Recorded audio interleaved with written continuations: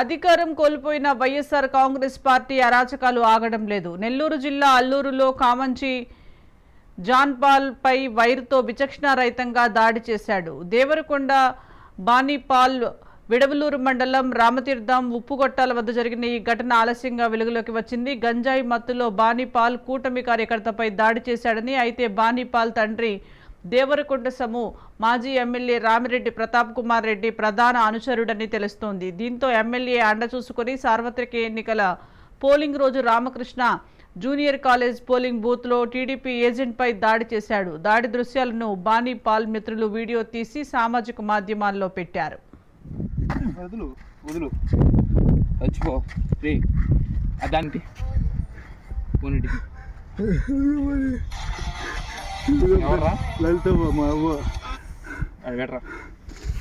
Phone ఇచ్చే నాకు నేను అమ్మేస్తా. మంచి జాన్ పాల్ నన్ను ఫోన్ చేసి హైదరాబాద్ రారా అని చెప్పాడు. అతను పేరు బాణిపాల్ దేవరకొండ. ఇంకా వెళ్ళి ఎక్కించుకొని వెళ్ళాడు, మంచిగానే ఎక్కించుకొని వెళ్ళి రామతీర్థ తీసుకెళ్ళాడు. రామతీర్థ సైడ్ తీసుకెళ్ళి పని అయిన తర్వాత మామూలుగా అబ్బాయి ర్యాష్గా తోలుతున్నాడు. బైకు తోలుతుంటే తోలబడ్డాడు. బండి స్లో చేసి దిగేస్తాను, నడుచుకుంటానే వస్తానన్నా. కాదు ఏం కదని చెప్పి అట్టే తిప్పుతా ఉన్నాడు. ఇంకా బండి స్లో టర్నింగ్ వచ్చి స్లో అయితే బండి దిగేసి ఇంక నడుచుకుంటూ వస్తుంటే అబ్బాయి బస్ స్టాండ్లోకి వెళ్ళి ఏం మాట్లాడుకున్నాడో తెలియదు. అబ్బాయి ఇంకొక అతను మాట్లాడుకొని వచ్చి బండి ఎక్కించుకొని వెళ్ళి ఉప్పు కొట్టాలకి తీసుకెళ్ళి ఎవరు లేని ప్రదేశం తీసుకెళ్ళి ఇష్టం వచ్చినట్టు కొట్టారు. దండం పెట్టి కాళ్ళు పట్టుకున్నా కానీ అసలు వదలలేదు. అందుకు ఎందుకు కొడుతున్నావు అంటే నువ్వు నా బండి దిగావని చెప్పి కొట్టారు. నాకు భయపడలేదని చెప్పి కొట్టారు. దానికని నేను ఎవరికి చెప్పుకోలేక గమ్ముగా ఇంట్లో వాళ్ళకి కానీ ఫోన్ చేసి కలవక గమ్ముగా నేను ఇంట్లోనే ఉన్నా. ఇంకా వీడియో వైరల్ చేశాడు. అబ్బాయి వీడియో తీసి కొట్టింది వీడియో తీసి వైరల్ చేశాడు. చేసి దాని తర్వాత మా ఇంట్లో వాళ్ళందరికీ తెలిసి మా అన్నకి మా మామకి తెలిసిన తర్వాత మా మామకి వచ్చే లోపల విషయం ఇతను మా మామకి చెప్పాను. జరిగిందంటే సరేలే ఉందని చెప్పి చేశారు.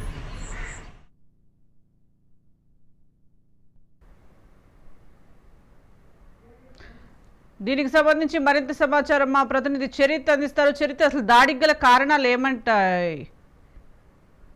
Thank you Sujatha. నెల్లూరు జిల్లా అల్లూరి మండలం, ఇక్కడ అల్లూరులో అదొక ప్రాంతం. ఆ ప్రాంతానికి సంబంధించి ఇద్దరు యువకుల మధ్యన స్వల్ప వివాదం తలెత్తింది. అయితే ఈ ఘటన అత్యంత ఆలస్యంగా అయితే వెలుగులోకి వచ్చిందనే చెప్పాలి.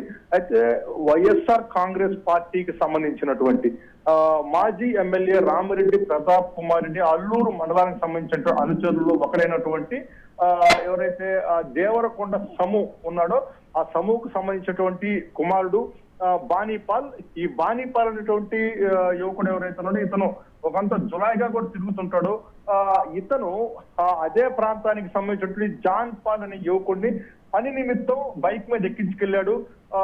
ఏదైతే విడవలూరు మండలం రామతీర్థం దగ్గర ఏదైతే ఉప్పు కొట్టాల దగ్గరికి తీసుకెళ్లి ఆ ఉప్పు కొట్టాల వద్ద విచక్షణారహితంగా వైరుతో దాడి చేశాడు. ఈ దాడి చేసినటువంటి క్రమంలో మెడకు వైరేసి లాగబోతుంటాడు. ఈ లాగబోతున్నప్పుడు ఇతను ప్రాధాయపడుతుంటాడు.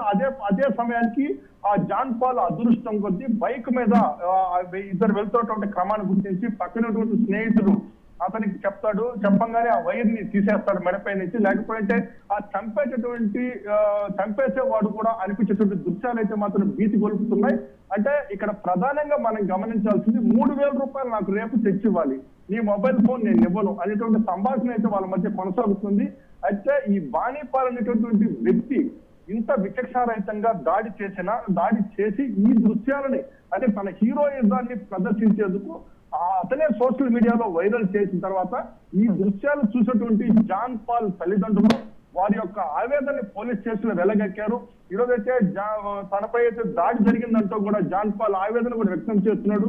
విచక్షణారహితంగా అంటే వైర్ తోటి ఎలా పడితే అలా కొట్టినటువంటి క్షణాన్నైతే అతను గుర్తు చేసుకుంటున్నాడు.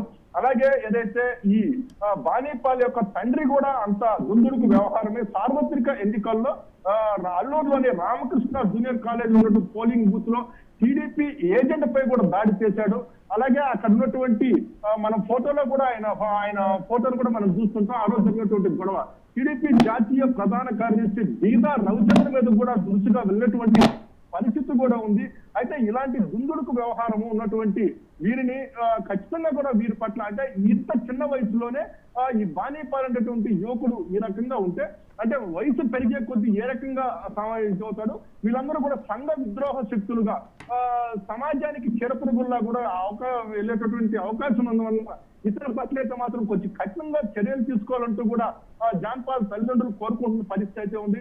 ఖచ్చితంగా ఇటు ప్రజా సంఘాలు కూడా అంటే ఇలాంటి పరివర్తనటువంటి యువకుల్ని ఖచ్చితంగా వాళ్ళ మానసిక పరిపక్వతను చూసి వారికి మెరుగైనటువంటి చికిత్సను పుట్టించి అందిస్తే భవిష్యత్తులో వాళ్ళు కొంత సమాజానికి ఉపయోగపడే వ్యక్తులుగా ఉంటారు తప్పించి లేకపోతే వీళ్ళు సంఘ విద్రోహ శక్తులుగా మారిపోయేటటువంటి అవకాశం ఉంది.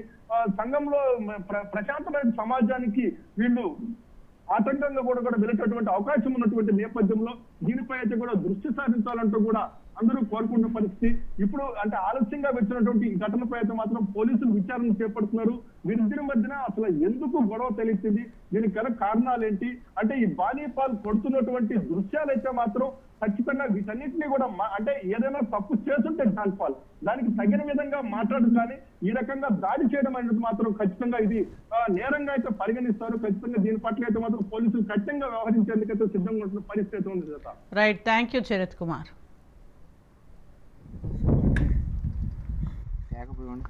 సరే పని ఈ ఫోన్ నాకడే పెట్టుకుంటా. పని ఫోన్ కావాలి పని ప్లీజ్ పని. ఫోన్ వస్తుంది, ఫోన్ వస్తుంది.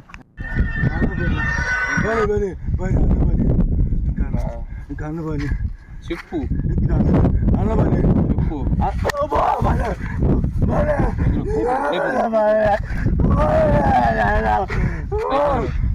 కళ్ళు పని కాళ్ళు పట్టుకుంటా పని పని నీ కాళ్ళు పని పని